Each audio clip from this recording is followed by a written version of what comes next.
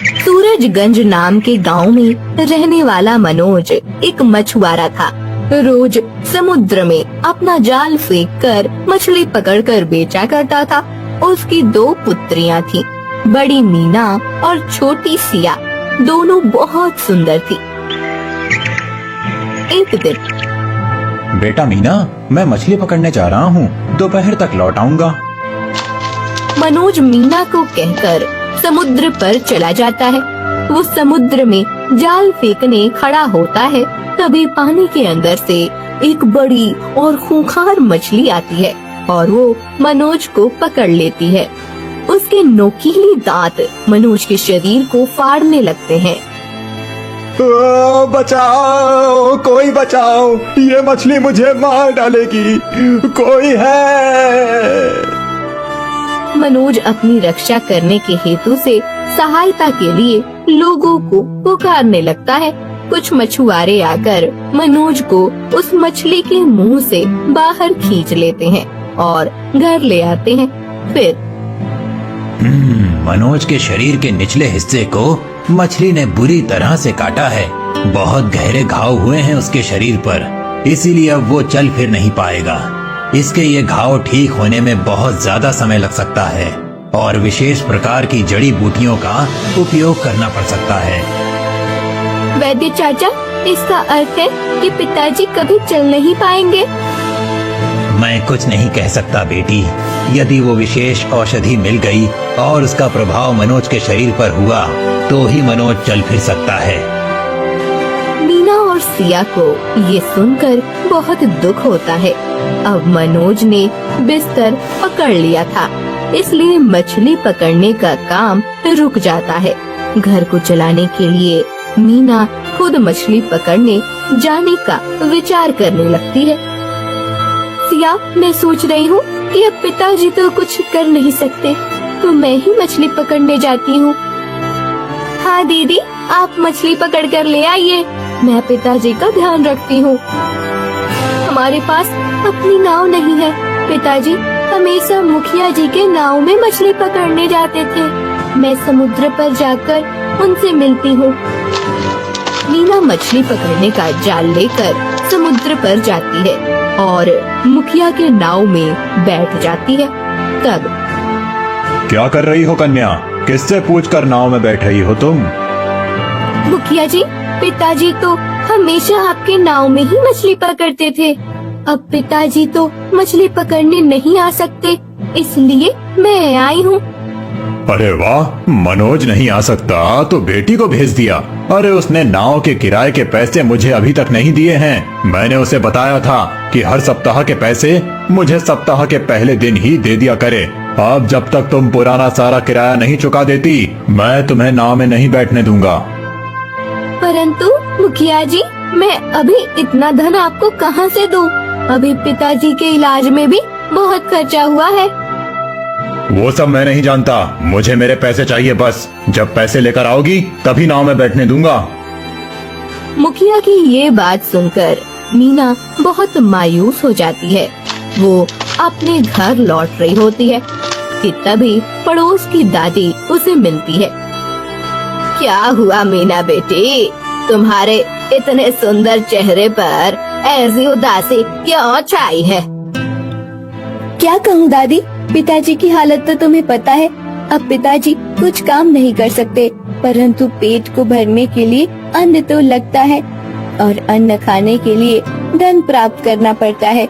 यही विचार करके मैं समुद्र पर मछली पकड़ने गई थी, पर वहाँ मुखिया जी ने मुझे नाव में नहीं बैठने दिया।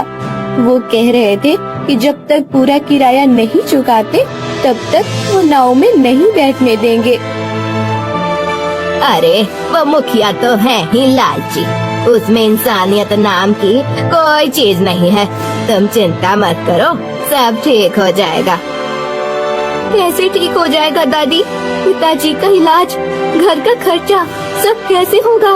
यदि मैं मछली पकड़ने नहीं जा पाई तो मुझे दूसरा कोई कार्य करना होगा, परंतु मैं ऐसे ही नहीं बैठ सकती। धन कमाने के लिए कुछ तो उपाय करना ही होगा। मीना बेटी, तुम एक काम कर सकती हो। हमारी महारानी जीव दया बहुत दयालु है, उनसे किसी भी प्रजाजन का दुख देखा नहीं जाता। तुम उनसे जाकर मिलो, वो तुम्हारी सहायता अवश्य करेंगी। हाँ, ये ठीक है, मैं आज ही जाकर महारानी से मिलती हूँ। मीना राजमहल आकर महारानी जीव दया से मिलती है। क्या हुआ पुत्री, तुम इतनी व्यथित क्यों हो? महारानी की जय हो। महारानी, मैं बहुत बड़ी समस्या में हूँ। मेरे पिताजी उस दिन मछली पकड़ने समुद्र में गए थे। तभी एक बड़े शिकारी मछली ने पिताजी को पकड़ लिया और उनके शरीर को आहत कर दिया। घावों के कारण पिताजी अब चल फिर नहीं सकते। उन्होंने बिस्तर पकड़ लिया है। अरे, ये तो बहुत दुखदाई है। घर चलाने वाला ही यदि काम न कर पाए तो पूरे घर की समस्या बढ़ जाती है। हाँ महारानी, अब पिताजी कुछ कर नहीं सकते, इसलिए मैं मछली पकड़ने गई थी, परंतु वहाँ नाव का किराया ना देने की वजह से मैं मछली भी पकड़ नहीं पाई। महारानी, मुझे आपकी सहायता की आवश्यकता है। अवश्य पुत्री, अपने प्रजा की सहायता करना तो मेरा परम धर्म है। मैं तुम्हें धन देती हूँ, फिर तुम्हारी समस्याओं का निवारण हो जाएगा। नहीं महारानी, मुझे ऐसी ही धन नहीं चाहिए। मेरे पिताजी कहते हैं कि मुफ्त के मिले धन की हमें कभी कीमत नहीं रहती और धन देने वाले से हम कभी सम्मान से आंखें नहीं मिला सकते। इसलिए सदा काम करके ही धन प्राप्त करना चाहिए। काम चाहे छोटा ही क्यों ना हो, परंतु बिना काम के कभी धन नहीं लेना चाहिए। अरे वाह, तुम्हारे पिताजी ने तो बहुत अच्छी सीख दी है तुम्हें। तो अब तुम्हें किस प्रकार की अपेक्षा है मुझसे? महारानी, यदि आपके अधिकार में हो तो आप मुझे राजमहल में ही कोई कार्य करने के लिए दासी बना लीजिए। मैं आपको विश्वास दिलाती हूँ कि मैं अपना कार्य पूरी निष्ठा और ईमानदारी से करूँगी। इतनी सुंदर कन्या और दासी बनेगी? तुम्हारा सौंदर्य तो कुदरत की देन है तुम्हारे लिए, और तुम दासी का कार्य करना चाहती हो। महारानी, आपने मेरी प्रशंसा की, ये मेरा सौभाग्य है, परंतु केवल सौंदर्य से कुछ नहीं होता। मुझे अभी काम की अधिक आवश्यकता है।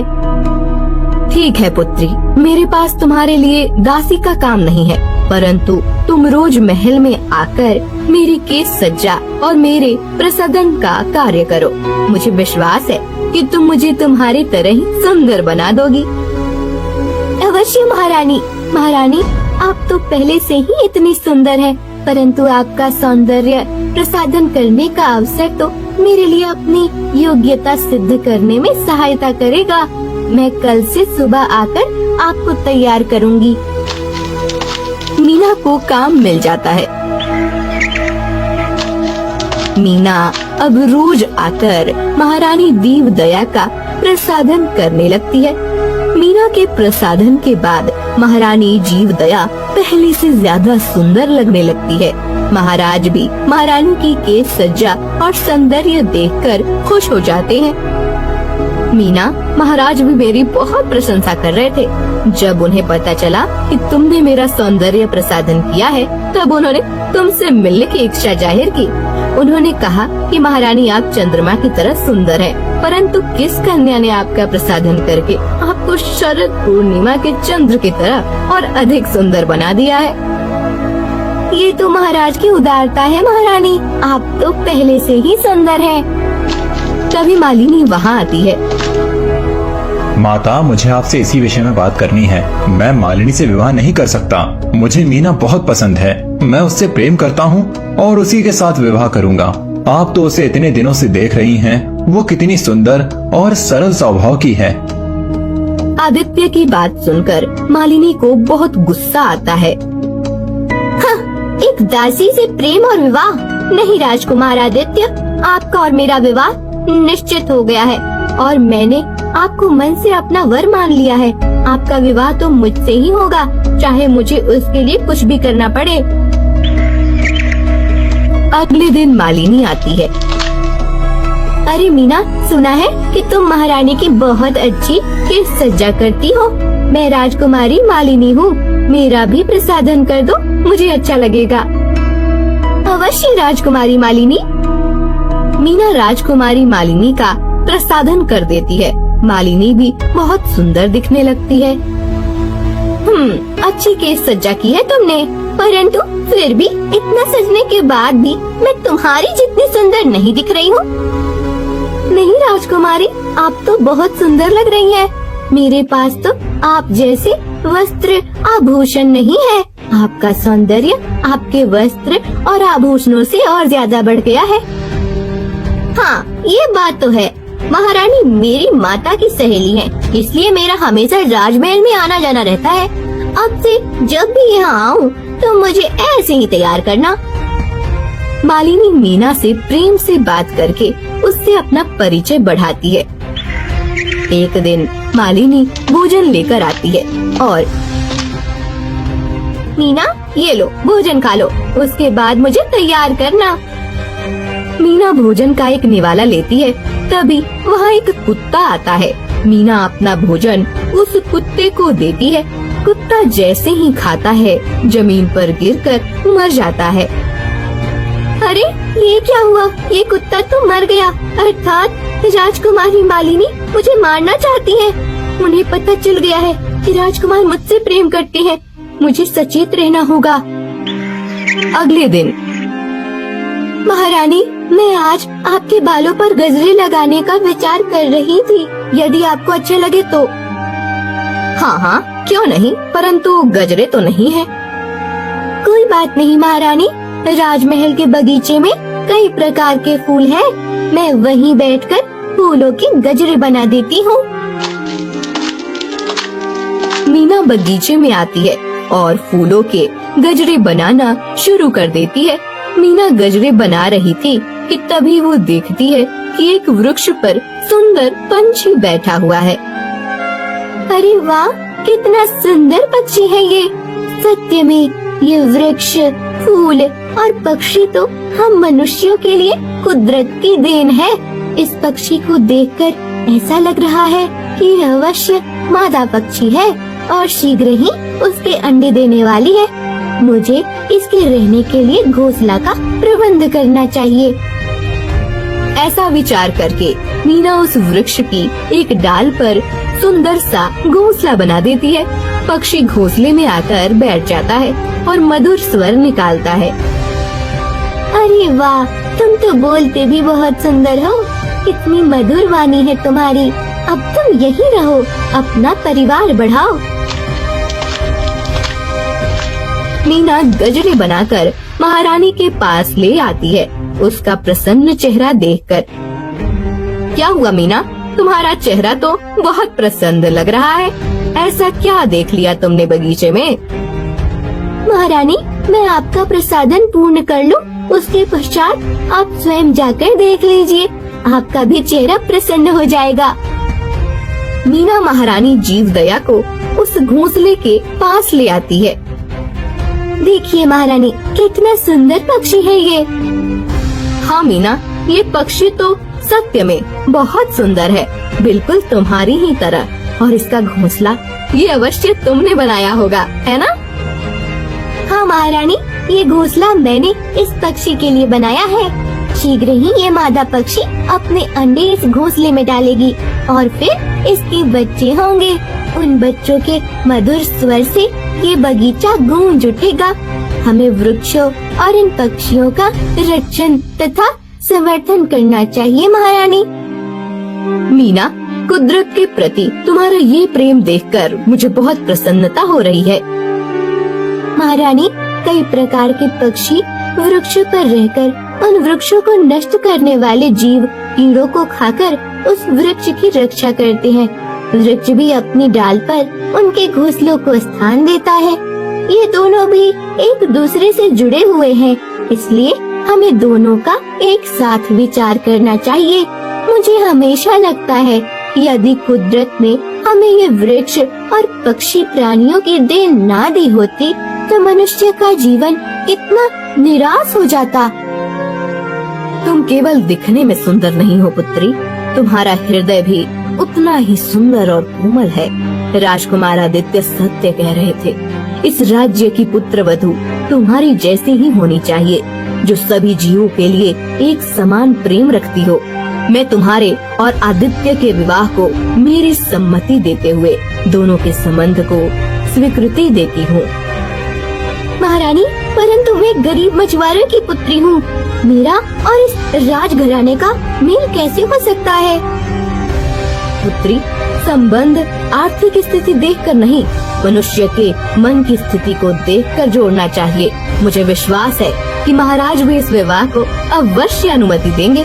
हमारे महाराज कभी किसी में भेदभाव नहीं करते, वो केवल मनुष्य के स्वभाव और उसकी उदारता को देखते हैं। कुछ दिनों के बाद राजकुमार आदित्य और मीना का विवाह संपन्न हो जाता है। मीना को अपनी बहू बनाने के बाद महारानी मनोज का एक बहुत बड़े वैद्य से इलाज करवाती है। कुछ दिनों के इलाज के बाद मनोज ठीक हो जाता है। मीना राजमहल में अपने सभी संबंधियों के साथ सुख से रहने लगती है।